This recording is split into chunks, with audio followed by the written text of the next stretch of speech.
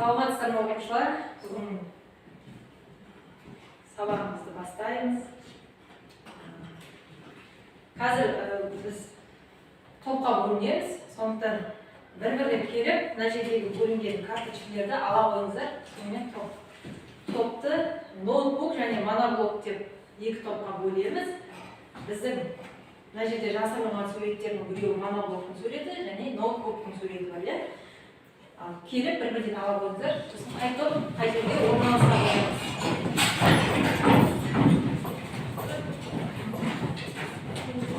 Құрамдарымызды алып отырамыз.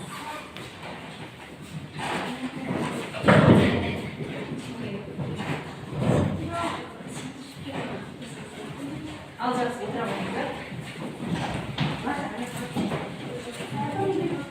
Мына жақта ноутбук, мына жақта моноблок болып отырамыз.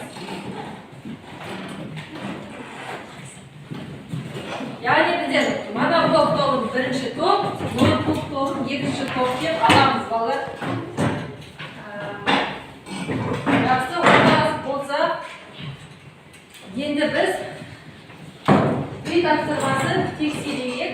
Ол үшін біздер кілтті сөздер әдісі деген әдісті алдық. Техникалық диктант берілді сіздерге. Компьютер ноутбуктеріңізді ашып қарасаңыздар, мен арнайы сіздерге салып қойдым, қараңыздар. Техникалық диктантты компьютерде орындайсыздар. Өткен сабақты пысықтау мақсатында берілді. Енді бірінші топқа, моноблок тобына бірінші тапсырма, ноутбук тобына екінші тапсырма берілді. Қане орындай қойыңыздар. Компьютерде үй жұмысын тексеру мақсатында.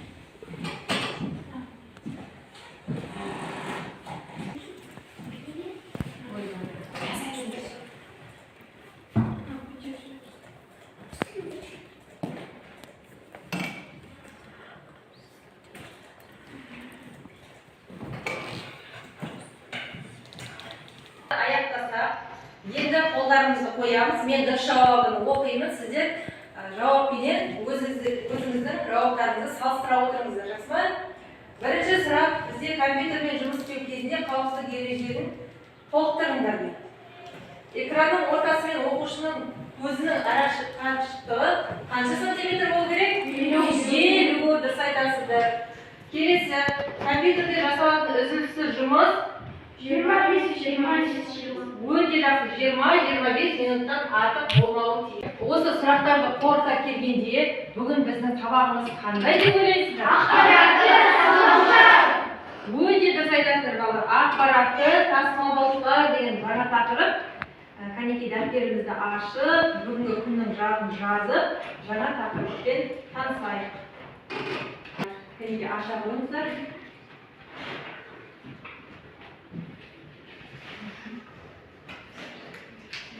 Бұдан әрі түсінікті болу үшін мен сіздерге видео дайындап алып келдім. Соны мұқият тыңдап қарап қалайық.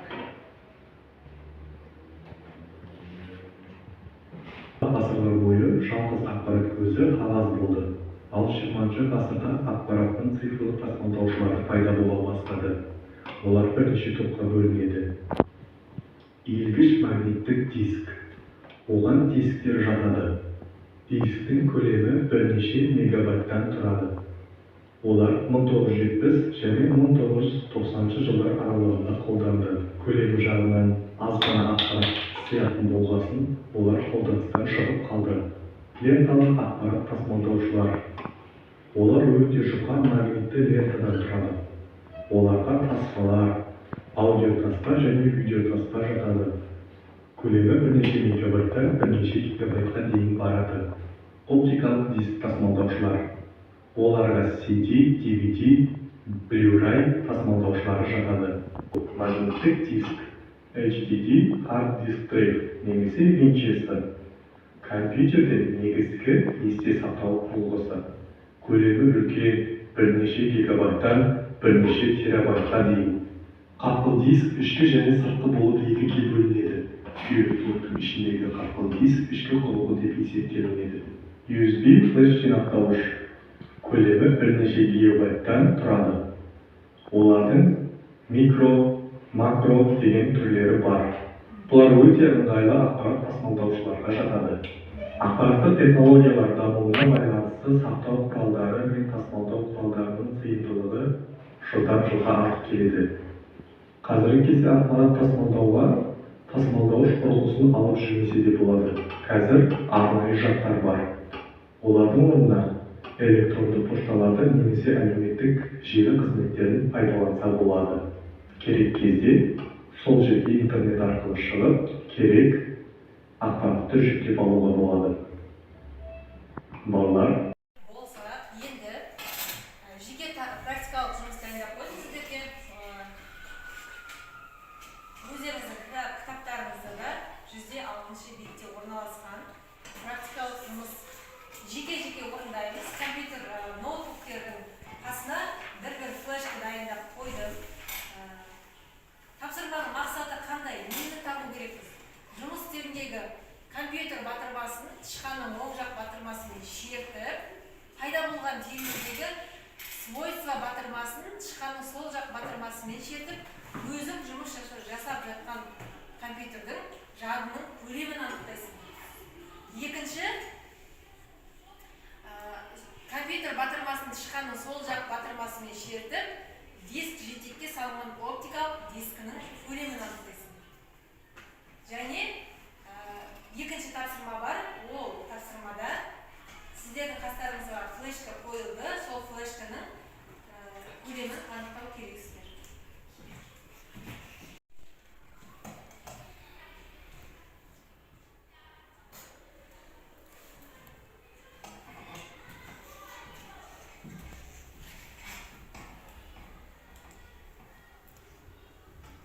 Бұл компьютердің көлемі 440 байт.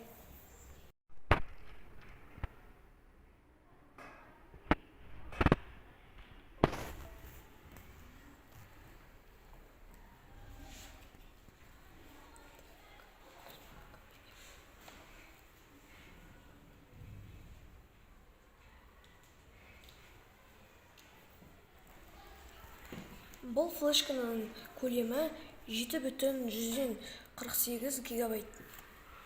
Түсіндік деп ойлаймын, иә? Жаңағы практикалық жұмыс өз нәтижесін берді.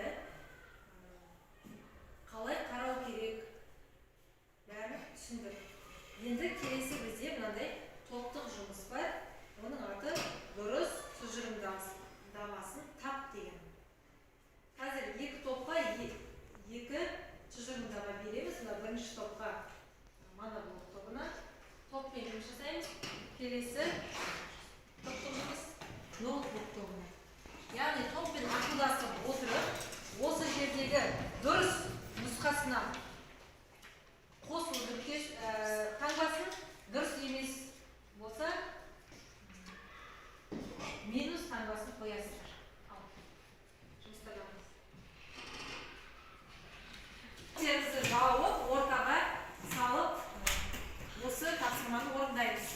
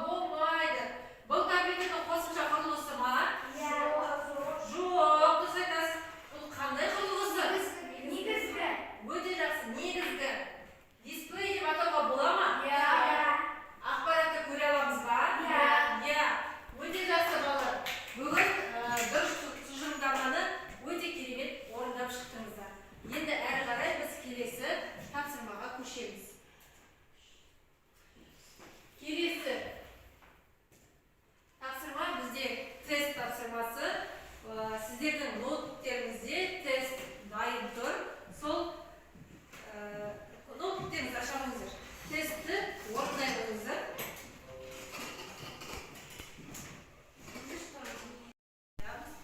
Қаншалықты сұраққа дұрыс жауап бергендігін тексереміз. Ол үшін тақтаға қарай қойыңыздар. Тест жұмысының жауаптары тақтада берілген.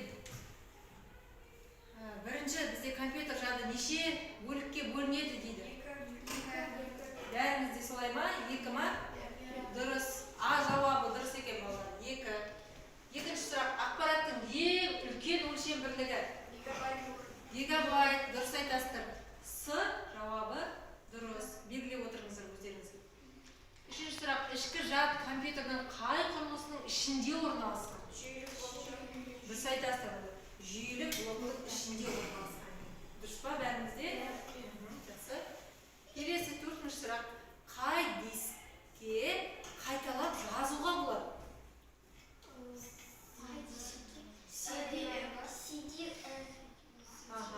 Жақсы, CDR деген дискіге қайталап жазуға болады екен, дұрыс айтасыздар. Келесі, ақпаратты қысқа уақытта. Келесі, ақпаратты ұзақ уақыт сақтайды.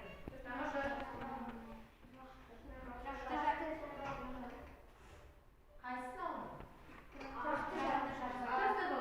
Тұрақты жады ұзақ сақталады екен. Белгілеп аламыз. Келесі балалар, ақпараттың ең кіші өлшем бірлігі қандай? Дұрыс айтасыздар. Біздер кішкентай классымызда келе жатырмыз, бит ақпараттың ең кіші өлшем бірлігі деп. Өте жақсы. Келесі соңғы сұрақ бізде жеңіл қораппен қапталған микросхема қалай аталады? Флешка. Дұрыс айтасыздар балалар. Жаңа қолданған флешка бізде. Жақсы. Мен бүгінгі сабақтан ақпаратты тасымалдаушылар не екенін түсіндім. Және де олардың не істейтінін, олардың негізгі қызметін түсіндім. Жақсы. Келесі екінші ноутбук тобынан қане бір Цифрлық тасымалдауыштардың бірнеше түрі бар екенін түсіндім.